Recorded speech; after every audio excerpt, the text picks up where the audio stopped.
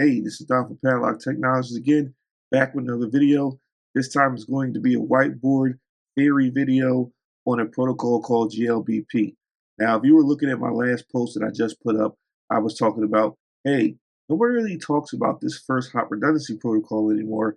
I believe it's taken out of all exams, and I think they deprecated it out of the platform, so you can't even configure it on, the newer platforms. I think. Don't quote me on that. But not that many people really use GLBP in the wild. Now, I've seen it maybe like once or twice, but most people don't do that. They're either going to do HSRP or VRRP because A, those things are widely known. It's a active standby kind of situation, and because it's not really taught like that, like it used to be, most people don't even attempt to go ahead and configure it. But I think it's pretty cool and it's something that you should know. Like I said, don't just learn things for the exam, learn things to learn things, right? Now, before we get to that, I will tell you I have a new whiteboarding platform. So I'm going to be learning this on this video as I'm doing it to you on live. So you may see some mistakes with this new platform, but it is what it is, right? You got to fail forward. But I'm going to ask you for a favor. You get any value out of this video? You like learning like this stuff? This type of stuff, and you like the whiteboard that I'm using now, please don't forget to share, comment, like, and subscribe. And I believe I can actually export this thing to a PDF. If you want that, well, let me tell you, there's a membership to this channel now. Now, when I start doing these whiteboards and making these drawings based on experience, not on just, I studied for the lab or something like that, but you're actually going to get, principal engineer level notes. You want that type of stuff, man, subscribe to the channel and then become a member. That helps, support this channel. It helps me buy gear and put classes together on new gear for everybody that's a member. There will be member-only videos. You probably see some of them on the channel now. And then I have school, which I'm going to be building that out. And that's when I'm going to start doing courses as well. That's just for members of the school. Until then, though, like I said before, please don't forget to share, comment, like, and subscribe. And if you're at any level in the game, support the channel, man. Become a member, and then we can grow this channel, and that allows me to do more for you guys. With that being said, let's get into this new whiteboard platform and see what's going on here. All right, so this is the new whiteboard platform. This is called XCaliDraw, I believe. And I literally just bought this today because I think it's kind of cool. So I'm testing this out here. So let's start talking about GLBP. I'm going to use routers here. So what GLBP is basically a load balancing first hop redundancy protocol that allows you to have multiple nodes all sharing the same VIP and they all forward at the same time. So I'm going to give you an example of this. So let's grab one of these here, grab another one here, and grab another one here.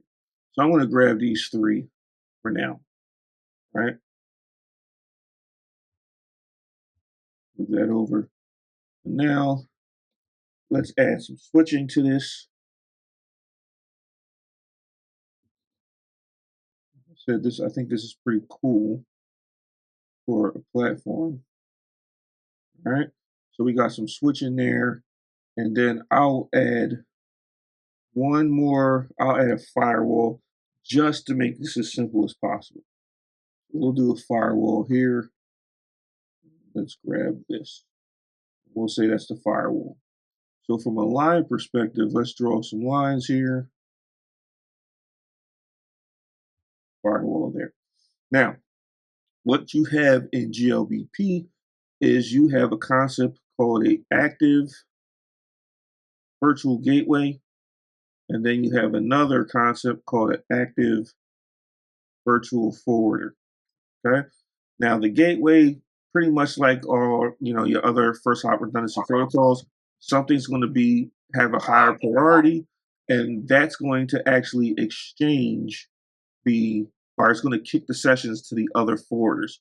So let's say you had a lot of traffic going to this router here, but what ends up happening is, let's say if I had more things downstream that were going, what would happen is it would kick here, and then it would kick that session over there, and then to kick another session over here.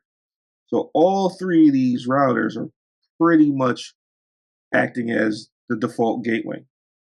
So from a VIP perspective, you would have all three of these would share, let's say this was the address, and this is what's actually in the lab.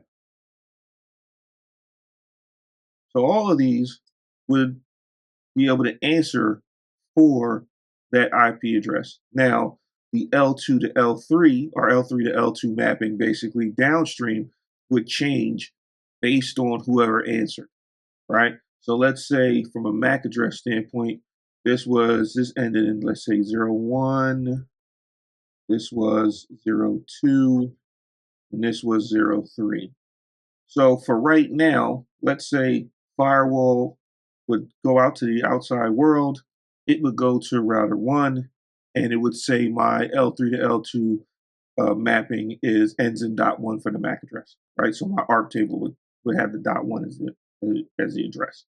So then let's say we had another device. Let's say we had, use this here. I think I have this over. Let's say we had VPN firewall over here somewhere, right? And use white to just symbolize HA there. And let's say that was over to the side, and that wanted to go to the same VIP up here. Well, what could happen is router 2 would answer. So let's say the gateway L2 to L3, L3 to L2 mapping here ended in .01, but this L3 to L2 mapping ended in .2. All right, so now when traffic would go outbound for this one router over here, instead of going to router 1, it will go to router 2. Basically the same thing over and over and over. Let me actually put shared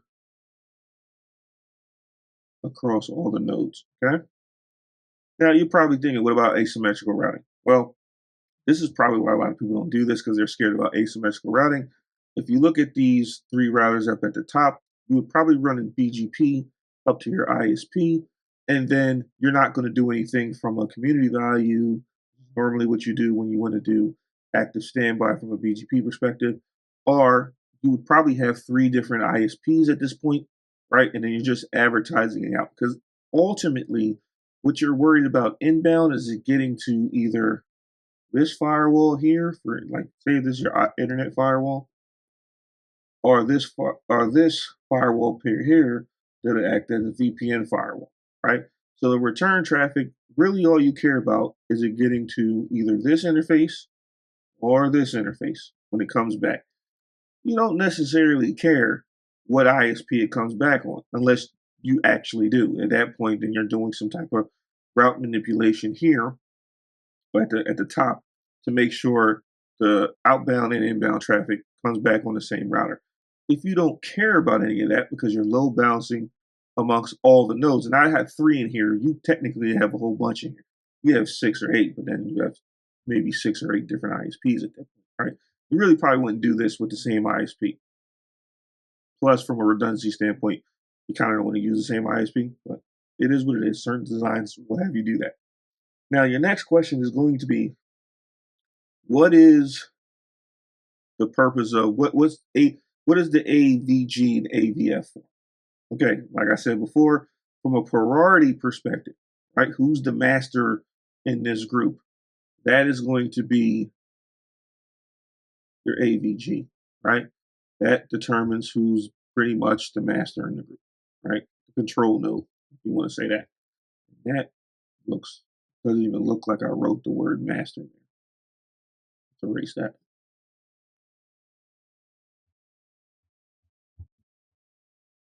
Still kind of doesn't look like it, but whatever. Now, the AVF determines who can actually forward traffic in this GLBP design, right? If you fall under a certain weight, you are no longer a forwarder, right? So from here, this determines who can be a forwarder. All right. So basically, who can answer for the VIP, right? And then forward traffic out. Now, the one thing you can't do from a AVG perspective is manipulate the priority by decrementing values. You can only decrement the values on the forward. So you'll see in the lab, you'll have a command in here. I'll put it here. The command will be GLBP, whatever the number is, and then wait, and then you give it a number, and then you have something called either upper or lower, and I'll explain that in the lab because right here telling you here kind of doesn't make any sense. You either you have an upper and a lower, and then here you can do decrement. You can actually decrement this value, and when you decrement that value, you basically determine who's going to be a forward in this group. And that's really GLP in a nutshell. Again, this is the theory part. Once you see it in the lab, it makes way more sense because right now I just threw new stuff at you. I threw AVG, I threw AVF, I threw GLBP. You should know what a VIP is. I kind of explained the theory behind it from a firewall perspective and all that good stuff. Next video, you're going to see me in the lab. Actually, I'm going to show you what it looks like, and then you'll know how to configure GLBP. This is Don from Padlock Technologies again. I hope you enjoyed this video.